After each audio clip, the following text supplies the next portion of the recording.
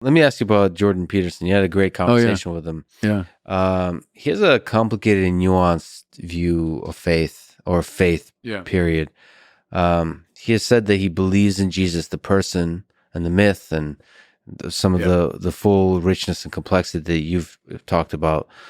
But he's surprised by his faith. He's not sure what to make of it. yeah, He's almost like meta struggling with yeah, what the heck his faith means. He's a super powerful intellect that can't compute the faith yeah, that he's experiencing. So, what are some interesting differences between the two of you, or some commonalities in terms of yeah. your understanding of faith? He's a very interesting guy, and I've had a couple of conversations with him, and I do think he's moving in the direction of faith, and his lectures on the Bible are very fine. I think he reminds me of the Church Fathers, because the Church Fathers would have looked at they call it the moral sense of the Scripture. Peterson probably called it the psychological meaning, but I think he's doing a lot of that.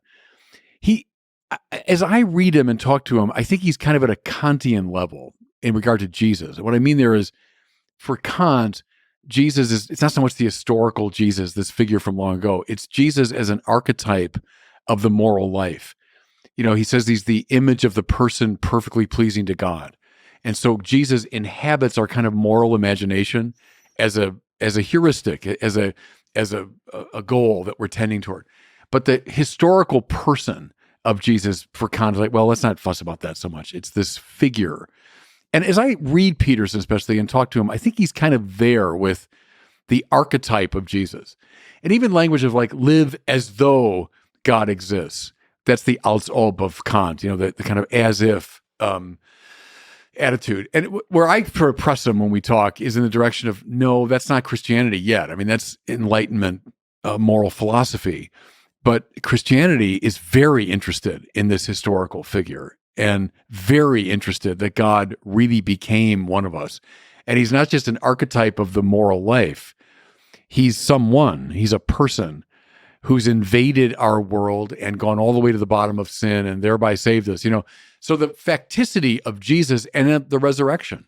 So like Peterson will talk about the resurrection as a myth and all that. Yes. And you can find that in different cultures, et cetera. But Christianity is saying something else. So in Christianity, when we're talking about who is Jesus, it's not just an archetype. Right. It's not just a myth. It's a historical figure, and the very grounded fact that God became one of us is fundamental to this idea of what Christianity is, what it means to be a Christian. It's the sin and the love that came here down to earth. Yeah. It means we can be one with God. So that's essential. It's not just an archetype. That's right. It always strikes me the difference between, let's say, mythic expressions and the New Testament is, read someone like, Carl Jung and then Joseph Campbell, whom he influenced, and then now Jordan Peterson, who's very Jungian, and this sort of archetypal reading of the scriptures. And great. I mean, I think it's very interesting, and there's a lot going on there. There's a sort of calmness, though, about it. Like, yeah, interesting. And that's in this culture and that culture. And it's the form of the moral life. And I understand all that. Then you read the New Testament. Whatever those people are talking about, it's not that. They are grabbing you by the shoulders and shaking you to get your attention, to tell you about something that happened to them, right?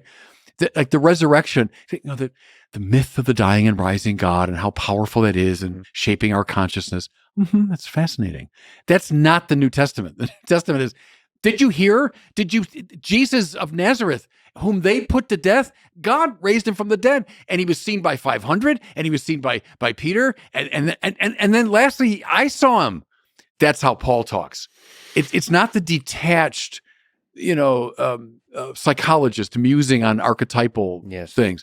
And I think that makes a huge difference when it comes to Christianity. The intensity of the historical details are essential here. So if you look at Hitler and Nazi Germany, it's not enough to say, well, power corrupts, and sometimes, so looking at the archetype of Hitler, it's much, much more important, much more powerful to look at the details of how he came to power. What are the ways he did evil onto the world? And then you can get really intense about, your struggle with some of the complexities of human nature and power on institutions and all that kind of stuff. So the historical nature of the Bible, We're an the New historical Testament, religion. And is important. we generate philosophical reflection. We can find common ground with archetypal thinking and all that. We can. And the church fathers used, Greek philosophy, and Aquinas uses Aristotle, and all that's great. But we're an historical religion, and that matters immensely.